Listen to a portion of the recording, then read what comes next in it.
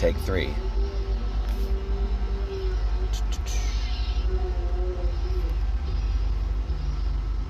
Let's go. Change is a thing that happens. It exists whether you want it to or not. Just as this story is shifting in its mood. The prologue to this saga was admittedly meant to be funny in a weird, dark, and twisted sort of way. And there might be another funny segment in the future. There might.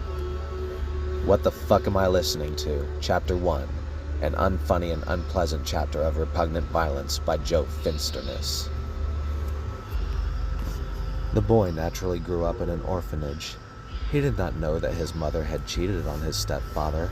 This was not essential yet, but the identity of his father will be. Yes, he grew up in an orphanage run by Catholic nuns. No, this isn't about a killer Santa Claus. The nuns were all decent people. But there was one child his age who was bigger than him. That one child saw the smaller boy and knew that he would be easy to be mean to. I should give these characters names to make the story less confusing. Our lead character, the bastard orphan whose parents died of starvation because society hates fat people, is named Paul. Before we proceed, I assure you that you should not feel sorry for Paul. And yes, you are going to learn why very soon. The bully's name is Frederick, and he isn't going to enjoy Chapter 2 at all. He doesn't need any depth or backstory, because he isn't going to make it to adulthood. The dimensions to his personality are an adorable little couple. Frederick did things that Paul did not like. He slammed a door shut against Paul's head, making Paul go to sleep. Frederick also said things that Paul didn't like. He mostly called him crazy, because he knew it upset Paul. No matter how much Paul tried to explain that he wasn't crazy, Frederick kept doing it all the same. For a special occasion, the children were allowed to consume hamburger meat and greasy potato sticks for lunch. And of course Frederick took Paul's share, even though he wasn't hungry. There were no leftovers.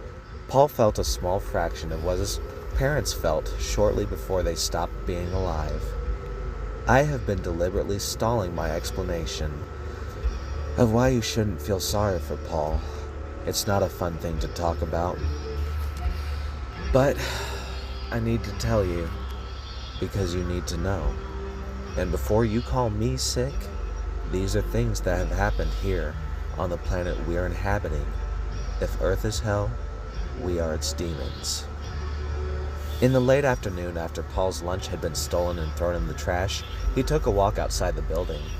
He was impatiently anticipating the arrival of supper time, not considering that Frederick was already prepared for an encore. As the author of this strange chronicle finally ceased his stalling, Paul happened upon a cat. Do you wish to continue listening to this? I sure do. The cat was alive for the moment. Paul knew this because he heard it before he saw it. He could hear loud meows, high-pitched, as are those from a creature in distress. There was a pile of bricks beside the building. The poor cat had been wandering there, sniffing around because its keen and hungry nose could still smell meat smell. One of its paws slipped in a narrow gap between two loose bricks that were sitting at an angle, its body weight causing them to shift, and now the cat was James Franco in a movie about time. It wasn't only distressed, it was in pain. Paul was transfixed by the sound it was making. Some authors would spend pages upon pages describing gruesome violence and bloodshed. Pardon the stutter. This is my third take. We're moving on. This is relevant when the violence is happening to the hero of the story because it makes you feel what they're going through. It feels that much more cathartic when they get to go home and see their loved ones at the end. But why would I tell you everything that Paul did to that cat? Why would you even want to hear about that? This cat is not a hero. It was born without a home, and its only fortune was that it would no longer feel pain or starvation after that day.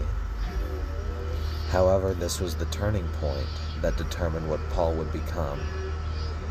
And to provide you with a full grasp of the madness that had already overtaken the boy, I am going to share the vaguest of details, not to fear, Your lunch will remain imprisoned within your belly, to be slowly burned away by the corrosive fluids inside you.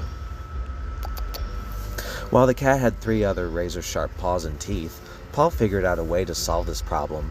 The solution was 1 brick. This did not kill the cat, because the brick is not curiosity. 4 days before this took place, Paul had stolen a long-necked lighter that Sister Ann used to light the candles. He didn't know what he wanted to do with it.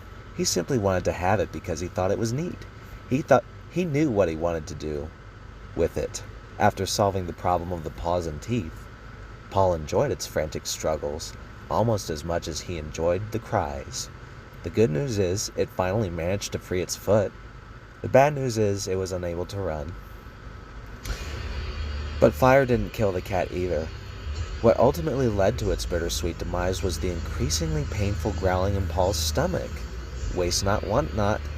And he knew that anyone with a human conscience would be upset if they knew about his crimes. He scrubbed at every spot on the ground and wall where blood was visible. The stains at least became faded enough to be unnoticeable. There was a small creek nearby where he threw the remains. No one ever saw the pieces before they were eaten by other things, and the bones went mostly unnoticed. Even when someone happened to glance at them, they were indifferent because animals die in nature all the time. But I'm going to stop talking about that now, because I care about you more than Paul cared about that cat.